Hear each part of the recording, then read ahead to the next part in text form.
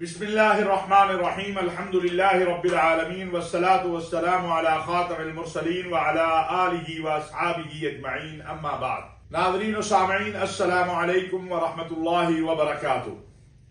हज बैतुल्लाह ये एक ऐसी इबादत है जो अल्लाह तबारक व तआला ने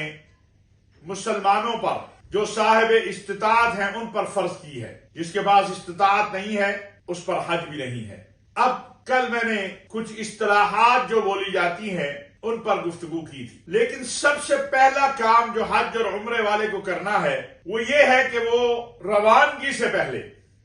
जिस वक्त उसने इरादा कर लिया, सफर तय हो गया, वैसे तो ये जिंदगी में ना भी कहीं जाना हो तब भी करना चाहिए, लेकिन जिस वक्त उसने इरादा कर लिया, सफर तय हो गया, उस वक्त तो लाजमी करना चाहिए कि वो अपने करीबी रिश्तेदारों, अजीज अहबाब और दोस्त जिनसे ताल्लुकात हैं और समझता है जिंदगी में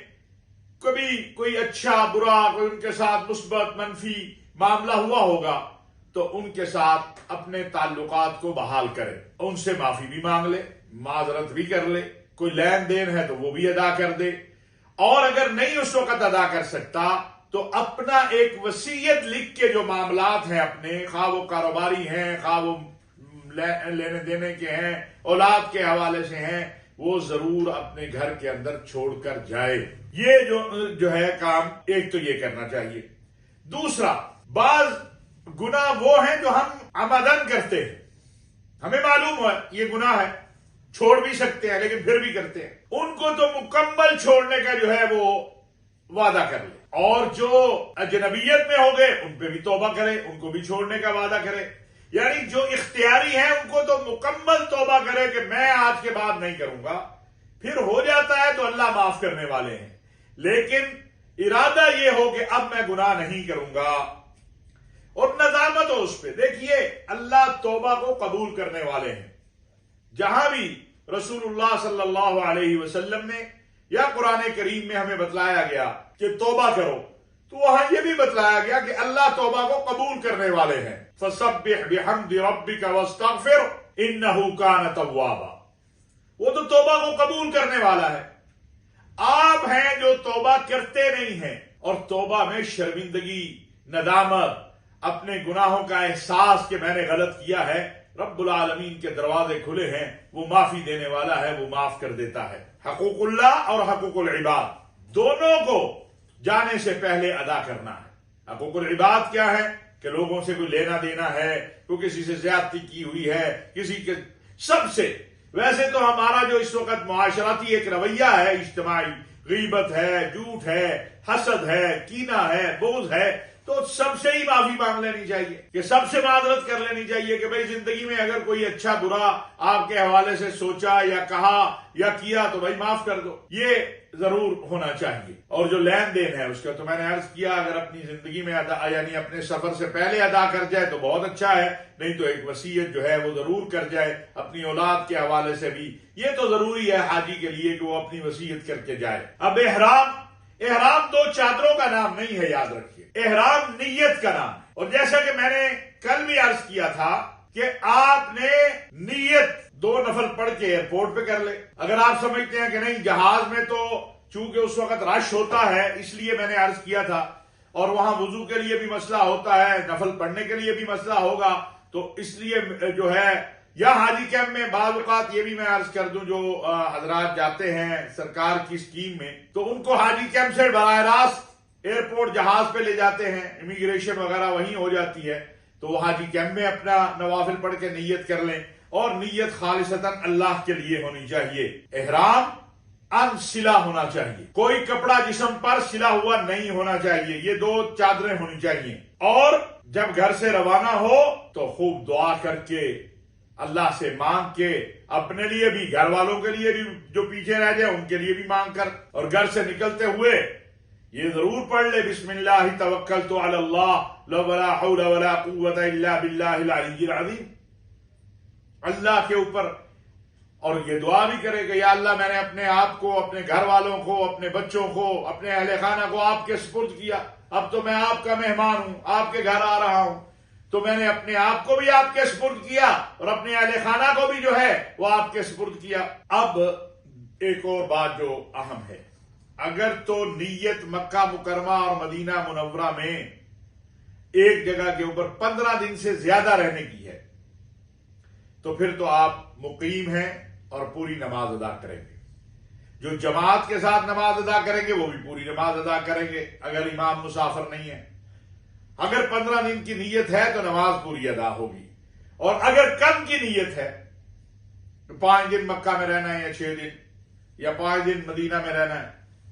15 دن سے کم کی نیت ہے رہنے کی، تو پھر آپ مسافر ہیں، پھر آپ مسافروں والی نماز ادا کریں گے۔ نیت جیسے میں نے عرض کیا کہ خالصتاً لوجہ اللہ ہونی چاہیے، اور عمرے کی نیت اگر وہ کر رہا ہے تو یہ ہوگا اللہم انی ارید العمرہ فیسرھا لی فتقبلھا منی، اور اگر اکٹھا احرام باندھا ہے تو پھر ہوگا اللہم انی ارید الحج والعمرہ فیسرھا لی فتقبلھا منی۔ تو یہ جو ہے، اور پھر اس کے بعد لبیک اللہم لبیک جو ہے یہ آپ نے بلند آواز میں پڑھتے رہنا ہے اس وقت تک جب تک کوئی آپ کا ساتھی پریشان نہ ہو،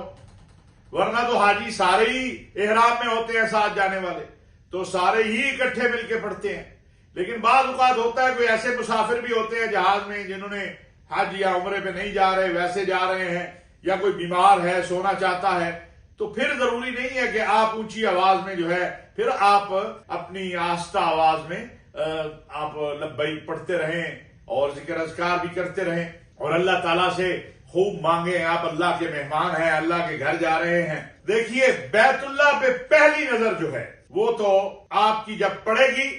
تو آپ نے لبیک تلبیہ پڑھنا بند کر دینا ہے، اور پھر آپ خوب دعا مانگے، اور اس کے بعد پھر آپ جو ہے عمرے کے لیے جب اتر گئے، جیسے میں نے کل بھی عرض کیا تھا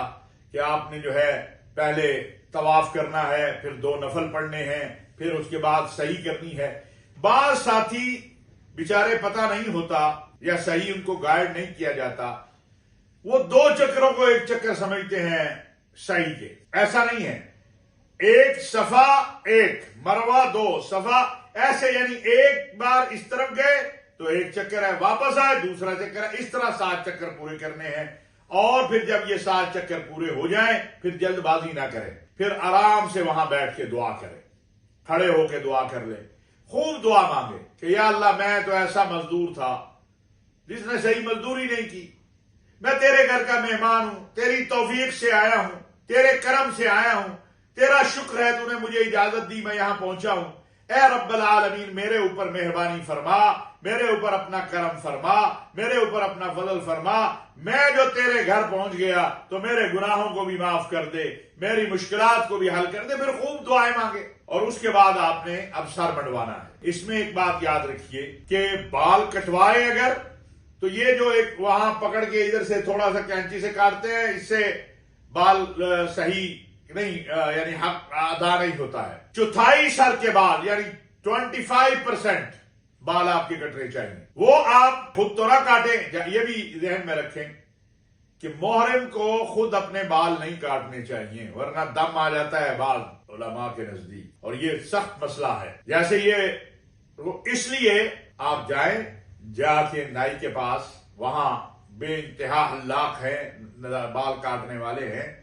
ان سے جا کے بال کٹوا لیں۔ اگر آپ بال کٹوانا چاہتے ہیں بال کٹوا لیں، ٹنڈ کروانا چاہتے ہیں ٹنڈ کروا لیں، دونوں صورتوں میں۔ لیکن ہو بال کٹوائے تو وہ سر کا 25% ہونا چاہیے، یعنی جتنے بال ہیں یحلقون رؤوسکم ومقصرون، اور اگر ٹنڈ کروائیں تو وہ تو پوری ہو جائے گی۔ اور پھر اگر آپ نے ٹنڈ کروا لی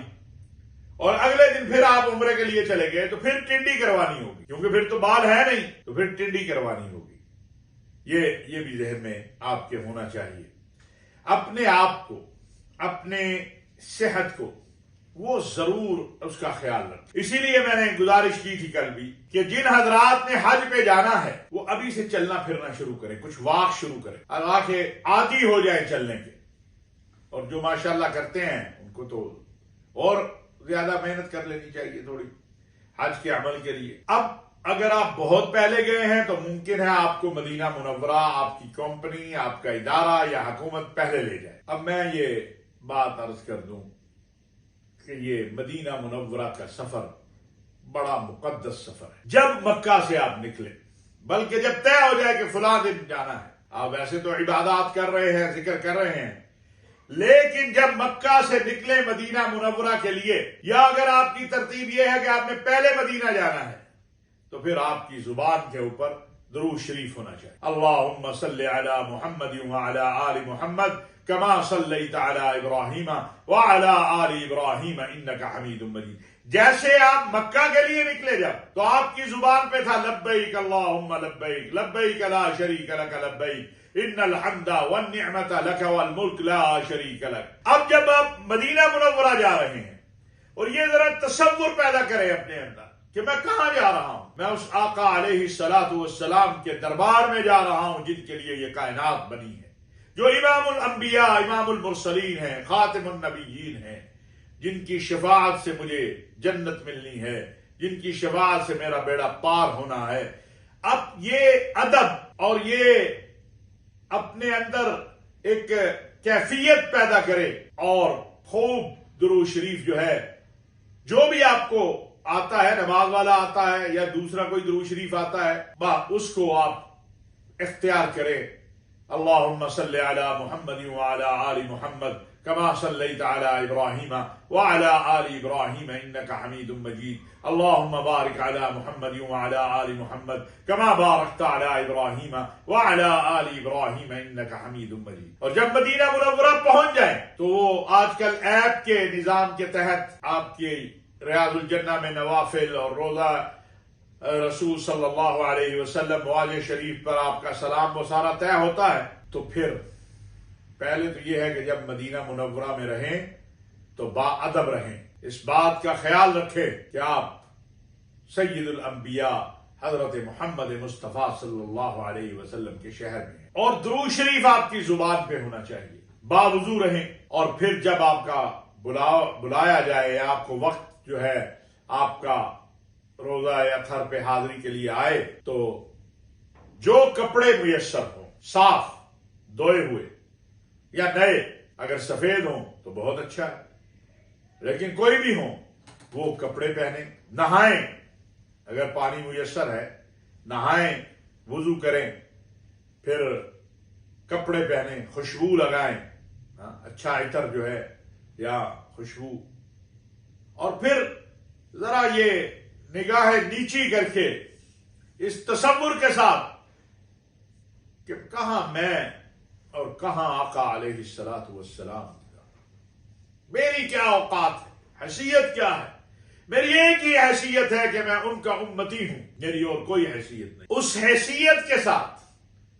کہ میں اپنے آقا کے دربار میں حاضری دینے جا رہا ہوں، درود شریف پڑھتے ہوئے نگاہیں نیچی ہوں، ادب ہو، احترام ہو، یہ نہیں کہ موبائل ہاتھ میں ہے، جوتا کسی مناسب جگہ پر وہاں بنی ہے وہاں رکھ دیں، یہ بھی میں سمجھتا ہوں خلاف ادب ہے کہ آپ جوتا جو ہے ہاتھ میں اونچا پکڑا ہوا ہے اور مواجہ شریف کے سامنے آ گئے، اور آواز نہ نکلے، آواز نہ نکلے، درود شریف پڑھے آہستہ آہستہ، اور جب مواجہ شریف آ جائے تو پھر آپ کہیں الصلاۃ والسلام علیک یا رسول اللہ۔ مسجد نبوی میں آپ داخل ہو گئے درود شریف پڑھتے ہوئے، اب وہاں بھی اونچی آواز میں نہیں، درود شریف وہاں بھی احترام اور ادب اس کو سامنے رکھتے ہوئے الصلاۃ والسلام علیک یا رسول اللہ۔ جتنی دیر کھڑا ہونے دیں اتنی دیر کھڑے ہو جائیں، پھر اس کے بعد سیدنا ابو بکر صدیق پہ سلام پڑھیں، پھر سیدنا عمر پہ سلام پڑھیں۔ پہلے رسول اللہ صلی اللہ علیہ وسلم وہ جو دروازہ ہے اس میں ایک سوراخ ہے جو نشانی ہے،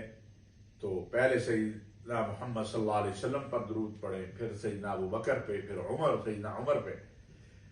اب چونکہ یہ باہر نکال دیں گے آپ کو، تو کسی بھی جگہ جا کے یہ کوئی ضروری تو نہیں، لیکن اولیاء اللہ کا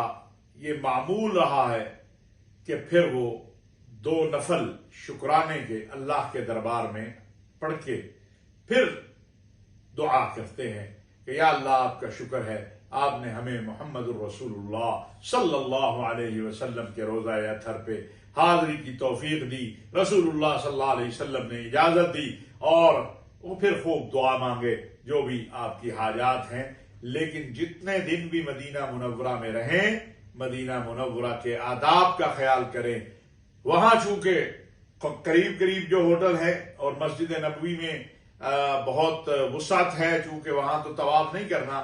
تو نماز با جماعت ادا کریں، صاف ستھرے رہیں، ایک دوسرے کا خیال کریں، اور پھر مسجد قباء ہے وہاں بھی ضرور جائیں، پھر احد میں جائیں،